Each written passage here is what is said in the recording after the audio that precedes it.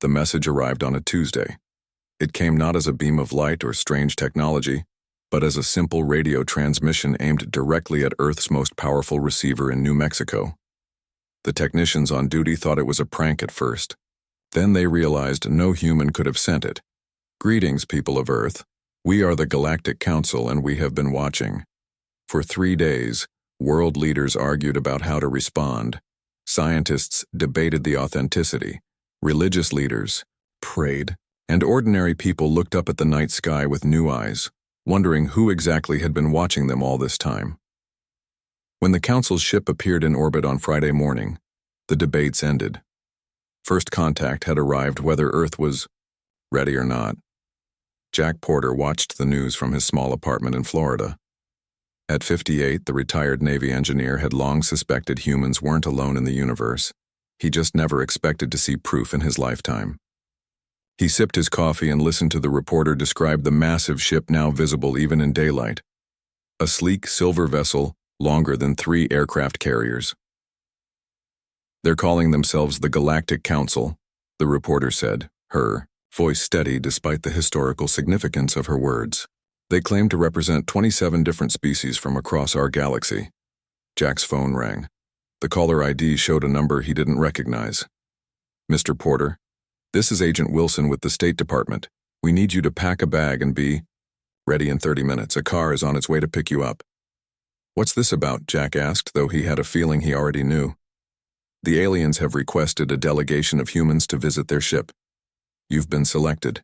Across the country, 4 other Americans received similar calls.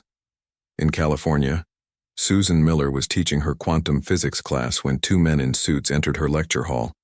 The brilliant physicist had published papers that challenged conventional understandings of space-time. Apparently, someone beyond Earth had noticed. In Ohio, Daniel Wright was translating an ancient text when his phone rang. The linguist with the photographic memory had mastered 12 human languages. Now he would attempt to understand alien ones. In Texas, Lisa Thompson was elbow-deep in an old Chevy engine when the government car pulled into her garage. The former mechanic, who had become a respected diplomat due to her unique ability to bridge cultural divides, would now face her greatest challenge. And in Seattle, Kevin Bell was feeding the otters at the Marine Research Center where he worked. The biologist's adaptability in extreme environments had put him on the short list of candidates. His easygoing nature sealed his selection. Within 12 hours, all 5 found themselves at Kennedy Space Center, listening to a hasty briefing. "The aliens call themselves the Galactic Council," explained the Secretary of State. "They say they've been monitoring Earth for centuries. They've invited this delegation as a gesture of goodwill." "Why us?" Lisa asked the question they were all thinking. "Each of you brings skills we believe will be valuable, and frankly, you were all cleared quickly for top-secret work." "What do they want?" Jack asked. "They say they want cultural exchange, to show us how advanced civilizations function." The secretary paused. "We think they want to show off." At dawn, a small shuttle from the alien ship landed at the Space Center. It had no visible engines or wings, yet it moved with perfect precision. The door opened without a sound, revealing a tall, slender figure with bluish skin and 4 arms. "I am Jinlor," the alien said in perfect English. "I will transport you to the Inevitable Victory, flagship of the Galactic Council fleet." The humans exchanged glances. They named their warship Inevitable Victory? That wasn't concerning it. How the journey to the mothership took less than 10 minutes, though they traveled beyond Earth's atmosphere. The shuttle docked with the larger vessel without the slightest bump or vibration. When the doors opened, the humans stepped into a vast docking bay, where creatures of various shapes, sizes, and colors moved about with purpose. Some floated, rather, than walked. Others seemed to shimmer in and out of visibility. "Welcome to the Inevitable Victory," said a deep voice. Before them stood an imposing figure nearly 7 feet tall. Its skin was a deep green with gold patterns that seemed to shift and move. 4 black eyes regarded them with what might have been curiosity. "I am Admiral Zik Lorn of the Viridian Dominion, current chair of the Galactic Council Military Command. You are the first humans to board a council vessel." Jack stepped forward. We're honored, Admiral. I'm Jack Porter, and these are my colleagues Susan Miller, Daniel Wright, Lisa Thompson, and Kevin Bell. The Admiral made a gesture that might have been a nod. You will be given quarters suitable for your physiology. Tomorrow, we begin the tour. We believe seeing how truly advanced civilizations live and work will help prepare your species for eventual interaction with the wider galactic community. The smugness in the Admiral's tone wasn't lost on the humans. Their quarters were comfortable. Enough. Like an Earth hotel room, but with strange lighting and surfaces that adjusted to body temperature. After settling in, the 5 humans gathered in Jack's room. They're trying to intimidate us, Susan said, her quick mind already analyzing the situation. Of course they are. Lisa agreed. Show the primitives the big fancy spaceship so we know our place. Kevin, who had been quiet until now, looked up from examining a strange fruit left in their welcome basket. Has anyone else noticed that despite having wildly different biology, their tech seems built around similar principles to ours? Different materials, sure, but the way things connect, the layout of control panels. Daniel nodded. Their written language uses symbolic representation like most Earth languages. I counted at least 6 different writing systems on signs we passed, but they all follow logical organizational principles. Jack smiled slightly. Which means we can understand it, given time. What's our actual mission here, Lisa asked. Besides being good little humans and acting impressed? We observe, Jack said simply. We learn. We remember everything. Susan's eyes lit up with understanding.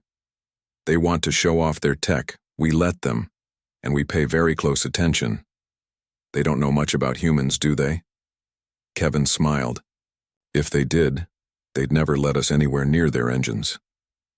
The next morning, Admiral Zyklorn arrived with 2 other aliens. A short, stout creature with rippling purple skin introduced as Science Director Krith, and a tall, willowy being with translucent features introduced as Cultural Liaison Zendar. Today, the Admiral announced, you will see the command center, propulsion systems, and defensive capabilities of the inevitable victory. This tour is a great honor. Most Council species wait decades before being allowed such access. We're very grateful, Jack said with perfect sincerity. We have so much to learn.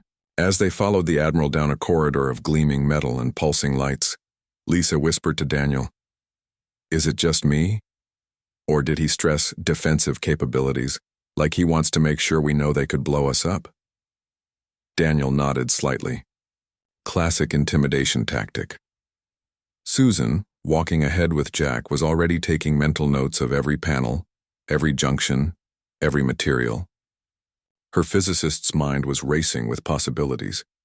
Kevin trailed behind, appearing distracted by the alien architecture, but his eyes missed nothing. The tour had begun, and with it perhaps the greatest underestimation in galactic history. The command center of the inevitable victory stretched before the human visitors like something from a dream.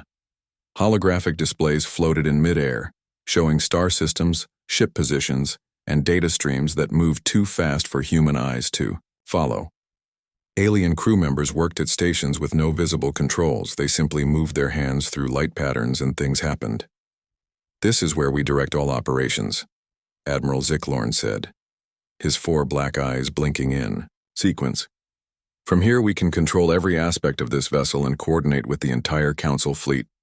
Jack Porter nodded appreciatively. The integration of your systems is remarkable. No physical switches or backups. The Admiral made a sound that might have been a laugh. Physical controls are for primitive vessels that cannot support neural interfaces. Our ship responds to thought and gesture. Far more efficient than your buttons and levers. Susan Miller studied the holographic star chart. This display shows real-time positions? Yes, replied Science Director Krith, his purple skin rippling with what might have been pride. We track all vessels within 50 light-years simultaneously. Fascinating, Susan said. And the power requirements for such continuous monitoring? Krith hesitated. That is complex to explain in your language. Please try, Susan pressed. I'm particularly interested in how you maintain signal clarity across light years. While Krith reluctantly began explaining, Lisa Thompson had drifted toward the edge of the command center. She noticed small panels embedded in the walls at regular intervals. Emergency systems, perhaps? She committed their positions to memory. Daniel, Wright, was focusing on the symbols that appeared and disappeared on the holographic displays.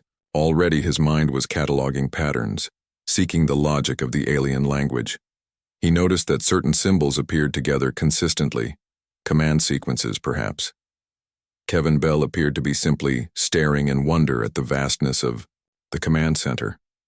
But his trained biologist's eye was noting something else: the way different alien species interacted with the controls, the adaptations in the equipment to accommodate different physiologies. "If you're finished gawking," Admiral Zyklorn said, "we will proceed to the propulsion systems." The group followed their alien guides through long corridors where gravity seemed to shift subtly as they walked. Jack noticed the slight changes in pressure and filed that information away. Sectioned gravity control, useful if parts of the ship were damaged. The engine room was a vast chamber dominated by a pulsing blue-white core, surrounded by transparent tubes filled with shimmering liquid. "Our quantum fold drive," announced Admiral Zyklorn with undisguised pride. "It allows us to travel between stars in days rather than the centuries it would take your primitive rockets." "Amazing," Jack said, his eyes tracking the flow of energy through the system. "And the containment field must be incredibly sophisticated." The Admiral seemed pleased by the human's obvious awe. "Indeed, the field harmonics must be maintained within 0.03% tolerance, or the drive would destabilize." "What happens if it destabilizes?"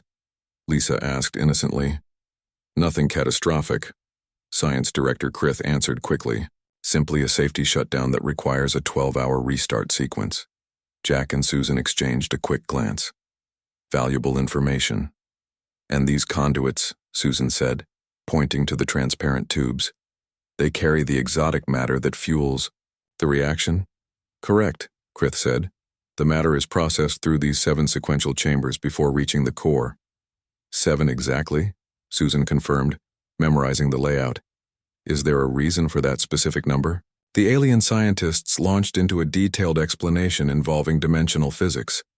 Susan nodded along, absorbing every word while scanning the room for other details.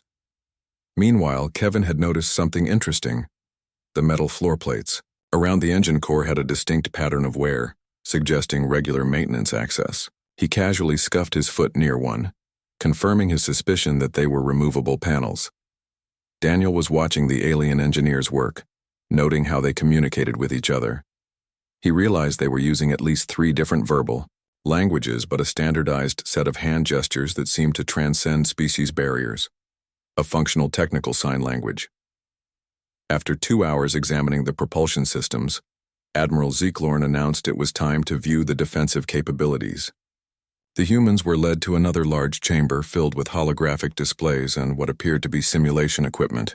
"Our shield technology," the Admiral explained, "can withstand direct hits from antimatter weapons. We can route power dynamically to strengthen shields in any sector under attack." He waved a hand, and a simulation appeared showing the inevitable: victory surrounded by enemy ships. The simulation showed incoming fire being absorbed by shimmering barriers. "The shield harmonics are controlled from these stations," he continued, indicating several workstations where alien crew members monitored displays. "In combat, we can cycle through 15 different frequency patterns to prevent enemies from calibrating their weapons to penetrate our defenses." Lisa studied the shield control stations intently. "So if I understand correctly, you're constantly shifting the shield frequency to prevent enemies from finding a vulnerability?" "Precisely," the Admiral said, seeming impressed by her quick understanding. "What happens if the main shield generators are damaged?" Jack asked. "Do you have redundant systems?" Admiral Zyklorn hesitated before answering. "We have secondary generators that can maintain basic protection while repairs are made." "And those are located?" Jack pressed. "That information is not relevant to this tour," the Admiral replied stiffly. Jack nodded apologetically. "Of course, I'm just fascinated by your redundancy systems. On our naval vessels, we're very focused on damage control contingencies." The Admiral seemed to relax slightly. "Understandable. However, our vessels rarely sustain significant damage. Our offensive capabilities typically neutralize threats before they can harm us. This led to a demonstration of the inevitable victory's weapon systems. Energy beams that could slice through battleship armor, gravity weapons that could crush enemy vessels, and long-range missiles that could track targets across vast distances. Throughout the demonstrations, the humans asked questions. Many questions. How quickly can you recharge the main weapons after firing? Susan asked. What's the targeting accuracy at maximum range? Jack wanted to know. Do different weapon systems have independent power sources, or do they draw from the main reactors? Lisa inquired. How do crew members from different species coordinate during battle? Daniel questioned. Do the environmental systems adjust automatically during combat situations? Kevin wondered. By the end of the first day's tour, Admiral Zicklorn was noticeably less enthusiastic. The endless questions from the humans were becoming tiresome. What had started as an exercise in impressing the primitives had somehow turned into an interrogation of council technology. As the humans were escorted back to their quarters, Science Director Krith approached the Admiral. They ask very specific questions, Krith observed quietly. They are curious like children with a new toy, the Admiral replied, but his tone betrayed uncertainty. Perhaps, Krith said. But I noticed the female scientist, Susan, was asking about power distribution systems in great detail, and the male engineer Jack seemed particularly interested in our redundancy protocols. You suspect some purpose beyond simple curiosity? I merely suggest caution, Admiral. These humans may be more perceptive than we anticipated. In their quarters, the 5 humans gathered again to share what they had learned. Their shield technology has a cycling pattern, Lisa reported. 15 variations, but I counted the sequence. It repeats predictably. The propulsion system is incredible, Susan added, but the containment field has to be precisely maintained. A disruption in the right place would force a complete shutdown. Their command structure is hierarchical, Daniel noted, but communication appears to be a weak point between species. Jack nodded, taking it all in. Tomorrow we see more. Everyone keep watching, keep learning. They have no idea what they've done bringing us aboard, Kevin said with a slight smile. Do they? Jack shook his head. No. They think they're showing off to impress the primitives. They don't realize they're giving us the blueprint to catch up to them in decades instead of centuries. That night, each human dreamed of stars and the future that might now be possible for their species. The third day of the tour began with breakfast in the ship's dining hall. The humans sat together at a table specially prepared with Earth-compatible food. Around them, dozens of alien species ate, drank, or absorbed nutrients in ways that ranged from fascinating to slightly disturbing. I think they're watching us more closely today, Lisa whispered, noticing several council security officers positioned near their table. Jack nodded slightly. They're getting suspicious. We need to dial back the questions a bit. Or ask different kinds of questions, Susan suggested. More cultural, less technical. Admiral Zicklorn approached their table, accompanied by a new alien they hadn't seen before. This creature was short and round with multiple eye stalks that moved independently of each other. This is Council Observer Krell, the Admiral introduced. He will be joining our tour today. Daniel smiled politely. Welcome, Observer Krell. We look forward to learning more about the Council's remarkable ship.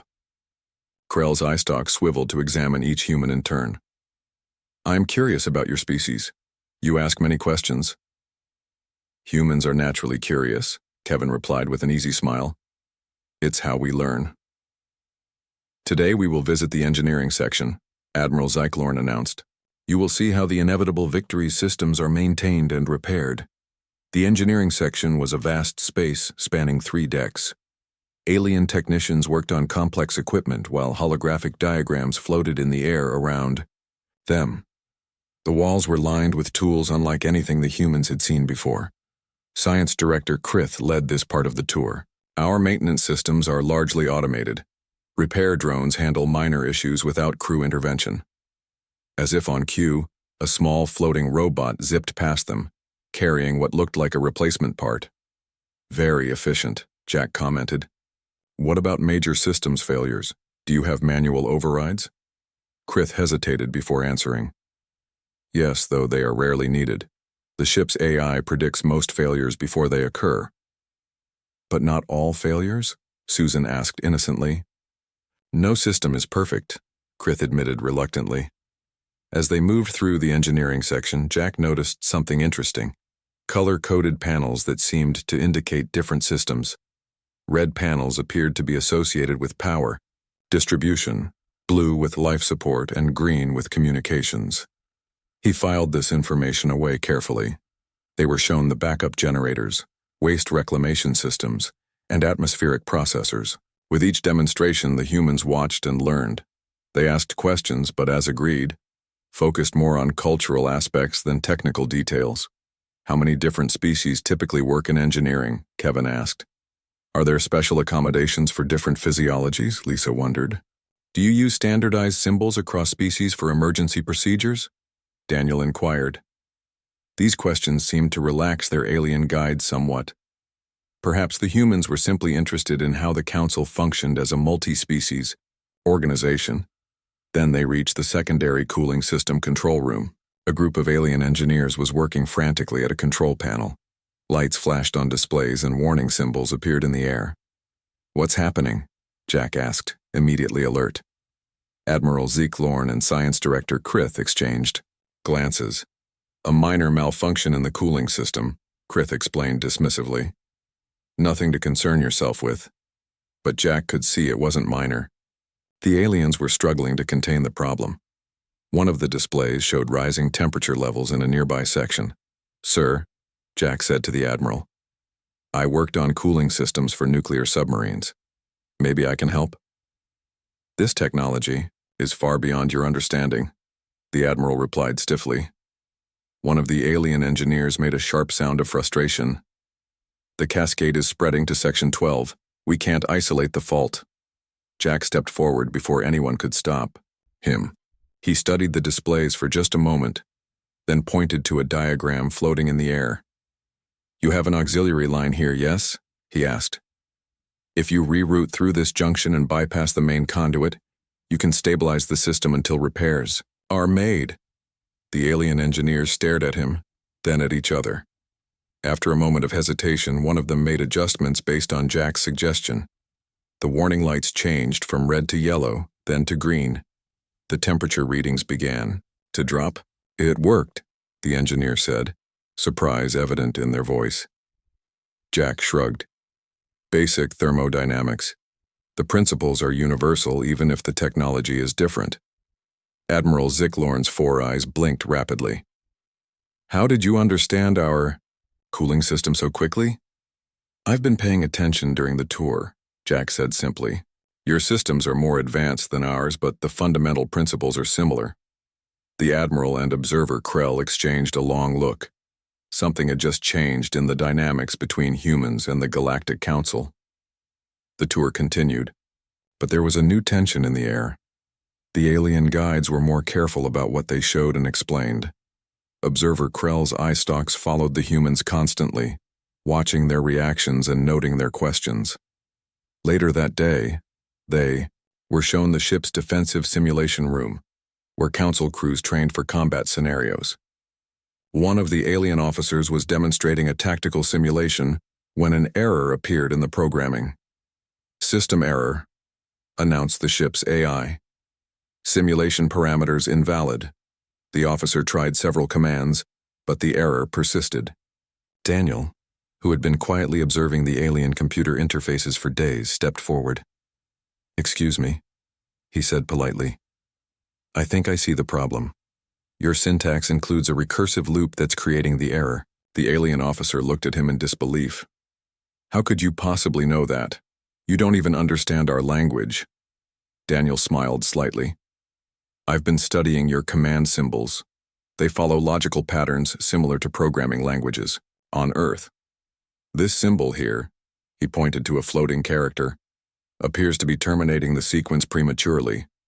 After a moment of hesitation, the officer made the suggested change.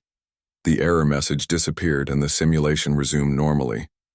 Admiral Zyklorn pulled Observer Krell aside, speaking in low tones. The humans couldn't hear what they were saying, but the body language was clear enough. The council representatives were concerned. That evening, when the humans returned to their quarters, they found additional security posted in the corridor. They're definitely worried now, Lisa observed once they were alone in Jack's room. Good reason to be, Susan replied. Jack basically showed them that humans can understand their technology after seeing it just once, and Daniel proved we can. Learned their computer systems without formal training, Kevin added. Jack nodded thoughtfully. They brought us here to impress us, to show how far ahead of us they are. Now they're realizing that might have been a mistake. What do you think happens next? Lisa asked. They'll either cut the tour short or limit what they show us, Jackie said. Either way, we've already learned more than they intended. Daniel had been quiet, but now he spoke up. I overheard some of the crew talking. They didn't realize I could understand parts of their language. There's an emergency council meeting happening right now, about us.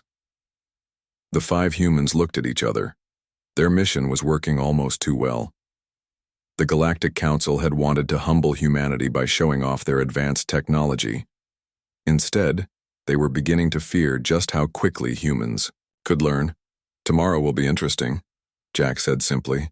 He had no idea just how right he was. Word of the humans' unexpected abilities spread quickly through the inevitable victory. Alien crew members whispered among themselves as the 5 humans passed. Some looked curious, others concerned, and a few seemed openly hostile. On the 4th morning, the humans found their breakfast served in their quarters rather than in the dining hall. Admiral Zyklorn arrived an hour later accompanied by Observer Krell and 2 new aliens wearing formal attire with elaborate insignia. These are High Counselors Vex and Zula. The Admiral introduced them stiffly. They have arrived from the Council homeworld to evaluate our cultural exchange. Jack nodded politely. We're honored to meet representatives of the Council leadership. High Counselor Vex, a tall being with crystalline features that caught the light and rainbow patterns, spoke in a musical voice. We are most interested in learning more about humans. Your species has proven surprising. High Counselor Zula, who resembled a large feline with scales instead of fur, made a rumbling sound. The Council is reconsidering the terms of our engagement with Earth. The humans exchanged quick glances. This wasn't good news. Have we done something to offend? Daniel asked carefully. Not at all, Vex replied with a gesture that might have been meant to be reassuring. But your rapid comprehension of our technology raises certain security concerns. Kevin smiled easily. We're just quick learners. It's what humans do. Indeed, Zula said, the word carrying a hint of danger. Too quick, perhaps. The day's tour was noticeably more restricted. Instead of visiting technical areas, they were shown cultural exhibits, crew recreational facilities, and historical displays about the Galactic Council. The High Counselors asked many questions about Earth, human society, and especially human technological development. Your species advanced from primitive flight to space travel in less than a century, Vex noted. Most species take 3 to 4 centuries for similar advancement. We're motivated, Susan replied simply. By what? Zula pressed. Fear? Ambition? Conquest? Lisa stepped in smoothly. Curiosity, mostly.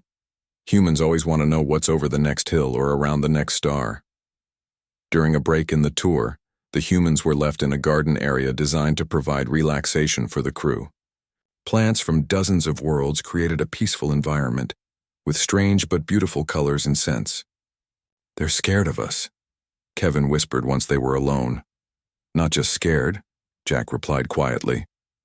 They're reevaluating humanity's place in their galactic order. Susan nodded. They invited us aboard thinking we'd be impressed and humbled. Instead, they found out we can understand and even improve their technology after seeing it once. I heard the High Counselors talking before they met us.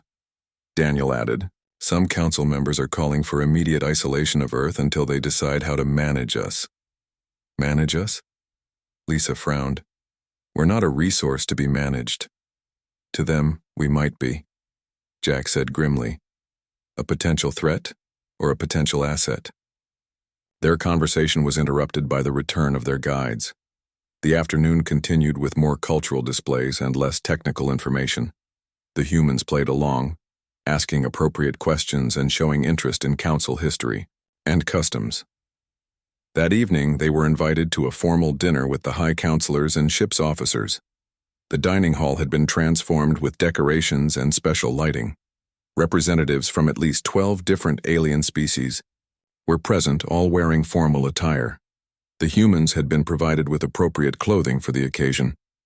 As they entered, conversations paused briefly as alien eyes turned to examine them. "Remember," Jack murmured to his colleagues, "tonight we're diplomats, not engineers and scientists." The dinner was an elaborate affair with multiple courses of food compatible with human biology. The high counselors seated themselves at the same table as the human delegation, along with Admiral Zyklorn and several other high-ranking officers. "We wish to better understand human potential," High Counselor Vex announced once the meal was underway. "Your species has shown remarkable adaptability." "We've had to adapt to survive," Jack replied.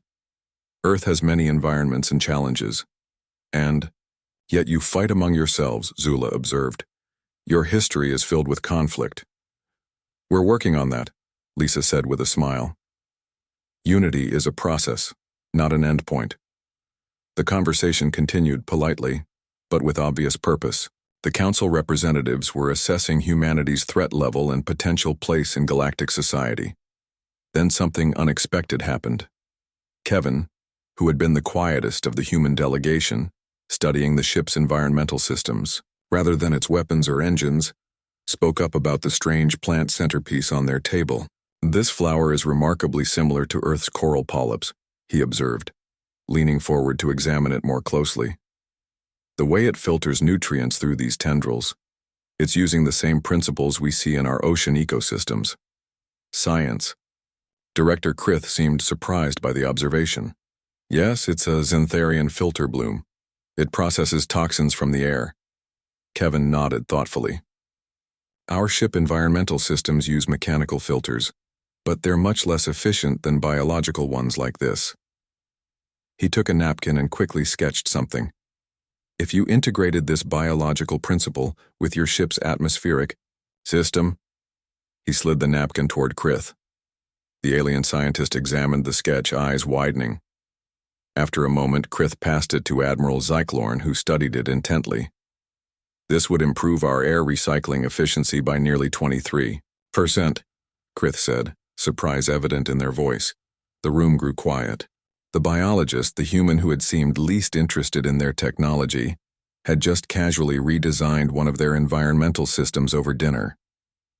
High Counselor Vex's crystalline features caught the light as they turned toward Kevin. "You developed this concept just now? From looking at the centerpiece?" Kevin shrugged.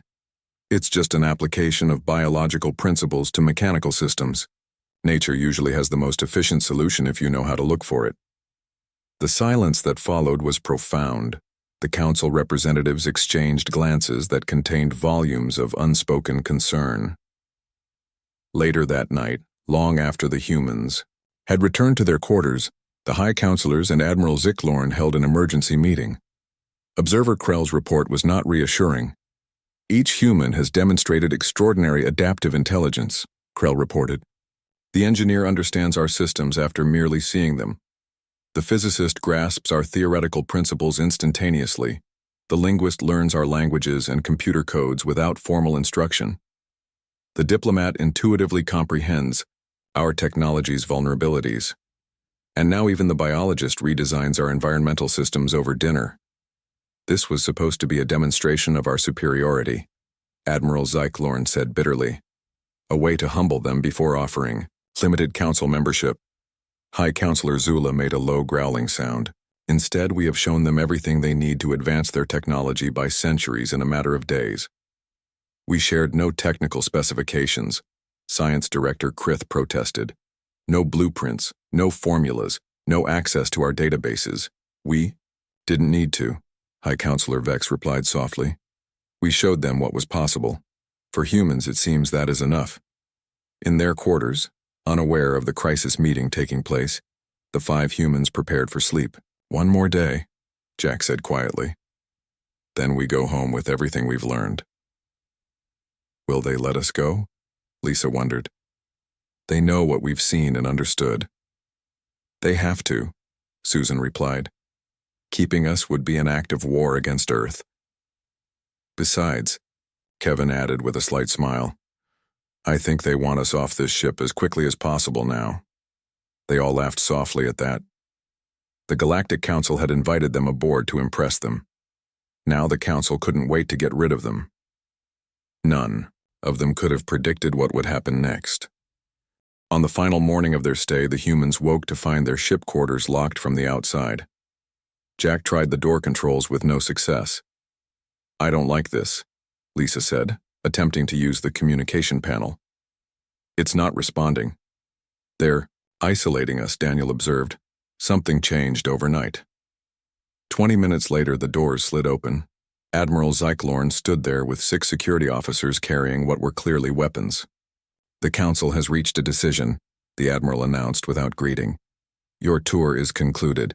You will be returned to Earth immediately. Jack stepped forward.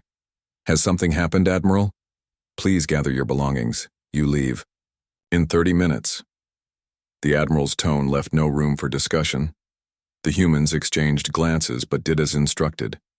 As they collected their few possessions, Susan whispered, They're panicking. They realize how much we've learned. Stay calm and cooperate, Jack murmured back. Getting home with what we know is what matters now.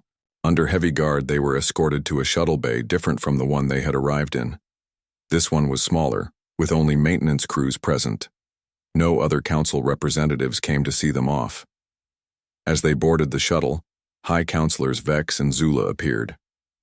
Their formal attire from the previous night had been replaced by what appeared to be official uniforms. Before you depart, High Counselor Vex said, we must discuss terms. Terms? Jack asked. The knowledge you have gained about Council technology cannot be freely shared on Earth, Zula stated flatly. It would create an unacceptable imbalance. Susan stepped forward. With respect, Counselor, we made no agreement to restrict what we learned. We were invited as guests to observe. Circumstances have changed, Vex replied. The Council has voted. Earth will be offered limited membership status. Technical exchange will be strictly controlled. This is generous considering the assessment of your species' potential. Lisa's diplomatic training took over. Perhaps we can discuss this further when we return to Earth. Our leaders should be involved in such important negotiations. This is not a negotiation, Zula said, a growl underlying the words. It is a condition of your return. The human stood silently for a moment. Then Jack spoke. You're afraid of us, he said simply. Not what we are now, but what we might become. Admiral Zyklorn stepped forward. You have demonstrated abilities that concern the Council. Your species advances too rapidly, adapts too quickly. It presents potential instability in the galactic order. We learned from what you showed us, Kevin said. Isn't that the point of cultural exchange? To learn from each other? Not at this rate, Vex replied.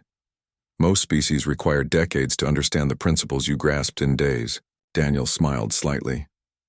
So your mistake wasn't showing us your technology. It was underestimating how quickly we would understand it. The silence that followed confirmed his assessment. We will return to Earth, Jack said firmly. We will report everything we've seen and learned. That was our mission, and we will complete it.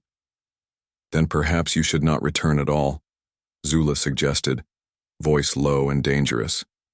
Before anyone could respond, an alarm sounded throughout the shuttle bay. Red lights flashed along the walls.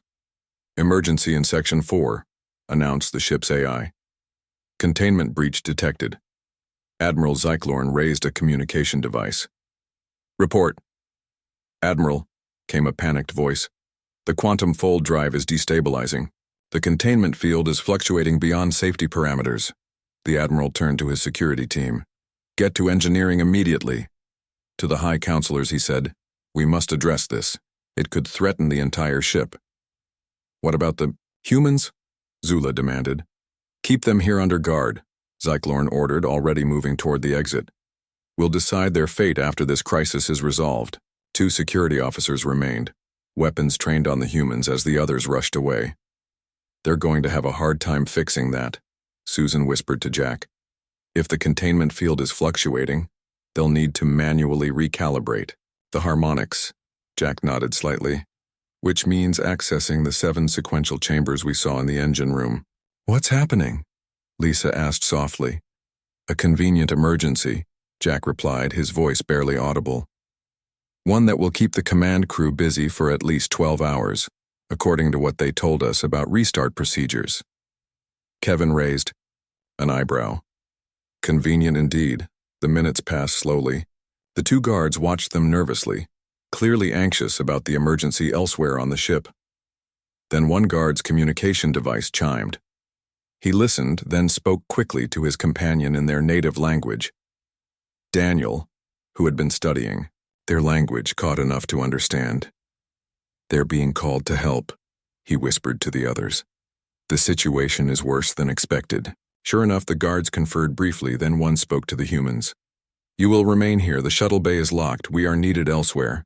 After the guards left, Jack moved quickly to the shuttle. Let's go, now. They said the bay is locked, Lisa pointed out. Yes, but I watched how they operated the controls when we arrived, Jack replied, stepping into the shuttle and moving to the pilot station. And Susan memorized the launch sequences. Susan took the seat beside him. The shuttle systems are similar to the simulation units they showed us. Basic principles are the same. Will they let us leave? Kevin asked as they all boarded. They'll be too busy with their emergency to stop us, Jack said, his hands moving over the control panels. The shuttle hummed to life. Displays lit up with alien symbols that Susan and Daniel quickly interpreted. Bay doors are still locked, Susan reported. Not for long, Jack replied, accessing another system. Remember those emergency overrides we noticed throughout the ship? They extend to shuttle bay doors too. Outside the shuttle, warning lights began to flash as the massive bay doors slowly began to open. They'll try to stop us once they realize what's happening, Lisa warned. Too late, Jack said as the shuttle lifted off the deck. We'll be gone before they can respond. The shuttle shot out of the bay into open space. Behind them, the inevitable. Victory loomed large, its running lights flickering as systems diverted power to deal with the engineering emergency. Setting course for Earth, Susan announced, working the navigation controls. Will they pursue us? Kevin asked, looking back. At the massive warship, Jack shook his head. Not with their main drive offline. And once we're clear, we can send the reactivation code to fix their emergency. You caused the containment breach? Lisa asked, surprised. Not exactly, Susan explained. We just created a false sensor reading in their monitoring system. The drive is fine, but their instruments show a critical failure. By the time they realize it's a false alarm, we'll be too far away to catch easily, Jack added. And they won't risk an interstellar incident by attacking an Earth vessel, Daniel laughed softly. The Galactic Council's biggest mistake wasn't showing us their technology. It was thinking we wouldn't use what we learned. As the shuttle accelerated away from the inevitable victory, the 5 humans watched the stars through the viewport. They carried in their minds the knowledge that would change humanity's future forever. 6 months later, in a classified facility deep underground, the first human-built ship incorporating principles learned from the Council ship took shape. It wasn't as advanced as the inevitable victory, but it represented a technological leap that would have taken centuries without the Council's unwitting help. When the Galactic Council representatives arrived to formally offer Earth limited membership status, they were met by a human delegation aboard humanity's new vessel, the Inevitable Progress. We accept your offer of membership, the human ambassador informed the stunned Council representatives. As equals. Standing at the back of the room, Jack, Susan, Daniel, Lisa, and Kevin exchanged small smiles. The Galactic Council had brought them aboard their ship to humble humanity. Instead, they had given humans the stars. In the Council's official records, a new protocol was established for first contact situations. It contained one clear warning. Never underestimate a species that evolved as problem solvers, especially humans.